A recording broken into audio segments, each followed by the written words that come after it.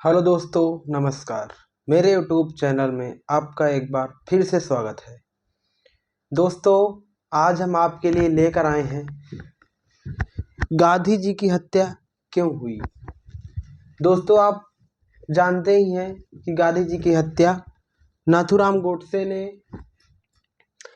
30 जनवरी सन 1948 में की। लेकिन इनकी हत्या करने का कुछ कारण तो रहा होगा। तो आइए हम देखते हैं कि गांधी जी की हत्या होने के क्या कारण थे।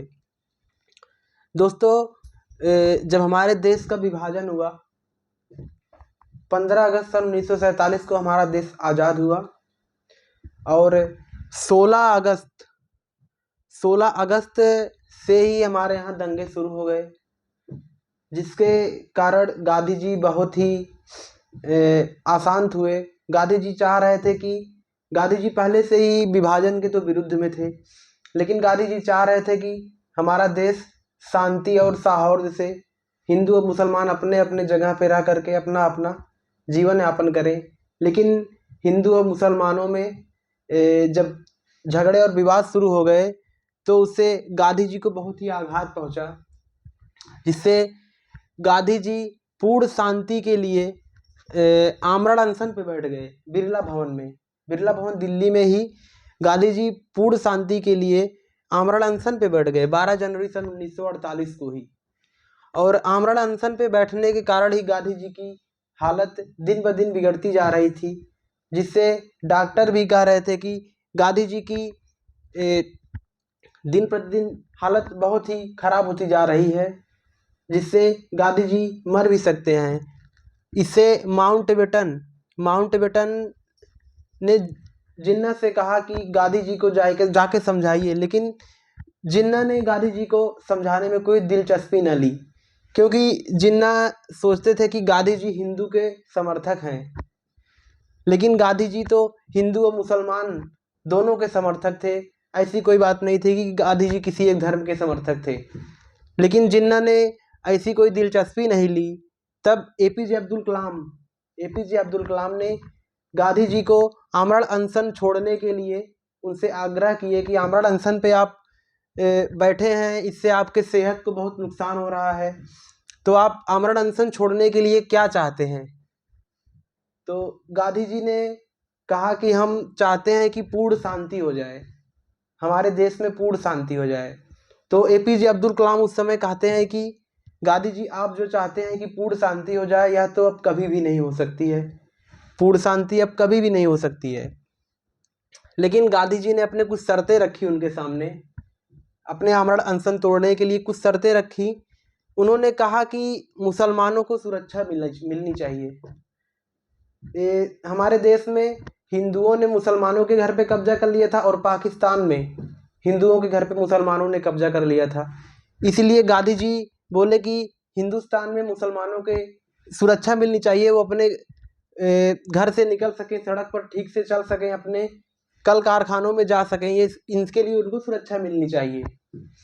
और दूसरी शर्त गांधी जी की ये थी कि 176 मस्जिदों पर जो हिंदुओं ने कब्जा कर लिया था, 176 मस्जिदों पर हिंदुओं द्वारा कब्जा कर लिया गया था, तो वो मुसलमानों को वापस कर दिया जाए। और तीसरी शर्त गांधी जी की ये थी कि एक सूफी संत थे, उनका उर्स था। उनको उर्स मनाने के लिए हिंदुओं द्वारा उन्हें चेतावनी दी गई थी कि उर्स नहीं मनाने दिया जाएगा, उनको उर्स मनाने दिया जाए। और चौथी शर्त ये थी कि पाकिस्तान का फंड वापस कर दिया जाए। गांधी जी द्वारा चौथी शर्त ये थी कि जो माउंटबेटन द्वारा कहा गया है कि भारत और पाक के विभाजन के समय जो भी पाक की राशि है उन्हें उसको वापस कर दी जाए। ये सब बात सुन करके जो हिंदू कट्टरवादी थे उन्हें तो अच्छा नहीं लगा। खास करके अंतिम बात जो कहे गांधी जी की, उनकी फंड वापस कर दिए जाए, इससे तो और उनको दिल के आघात पहुंचा।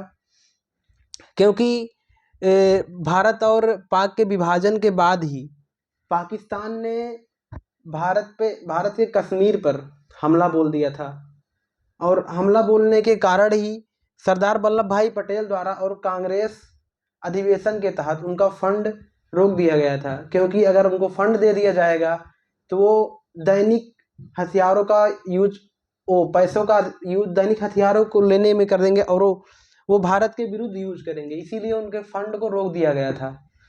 और जो कि गांधी जी द्वारा कहा गया कि उनका फंड वापस कर दिया जाए। इससे जो हिंदू कट्टरवादी थे उनको बहुत ही दिल को आघात पहुंचा और जो कि गांधी जी के मारने के लिए साजिश करने लगे।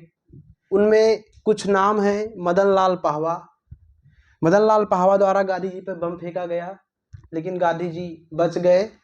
और विष्णु करकरे, नारायण आप्टे और नाथूराम गोडसे, जो कि आप जानते हैं कि गांधी जी की हत्या नाथूराम गोडसे द्वारा ही की गई थी। नाथूराम गोडसे द्वारा 30 जनवरी सन 1948 को गांधी जी की हत्या मंदिर की सीढ़ियों से उतरते वक्त की गई। और उनकी हत्या भी करने का मुख्य कारण ये था कि ये लोग समझते थे कि हिंदू कट्टरवादी को, ये मुसलमानों को समर्थन दे रहे हैं, क्योंकि ये मुसलमान की सभी वादों को, शर्तों को मांग रहे हैं, हमारे लिए कुछ शर्तें नहीं रख रहे हैं। तो इसीलिए गांधी जी की हत्या की गई। लेकिन गांधी जी तो ना वो हिंदू थे ना मुसलमान थे, ना वो हिंदू थे ना मुसलमान थे, पहले तो वो एक इंसान थे।